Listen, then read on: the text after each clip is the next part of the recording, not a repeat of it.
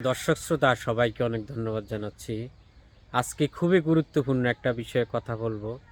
সেটা হচ্ছে মানুষের চিন্তা জগতে একটা গুড ইন্টেনশন থাকে, একটা ব্যাড ইন্টেনশন থাকে মানুষের মাইন্ডের ভিতরে।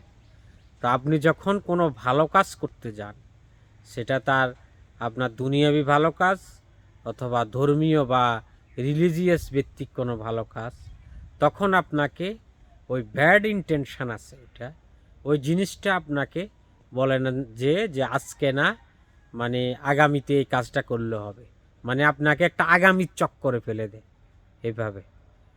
এখন এই জিনিসটা আপনাকে মানে ওই কাজটা যখনই আপনি করতে যাবেন, কিন্তু আপনার ভিতরে এমন একটা ইন্টেনশন তৈরি করে দেয় যে এই কাজটা পরে করলে হবে, এজন্য আগামীর চক্করে ফেলে দেয়। এর জন্য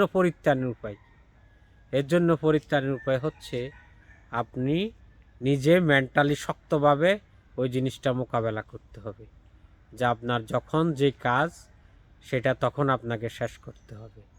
তাহলে আপনি যে আগামীর চক্করের হাত থেকে মুক্তি পাবেন। তো ধন্যবাদ সবাইকে। আসসালামু আলাইকুম।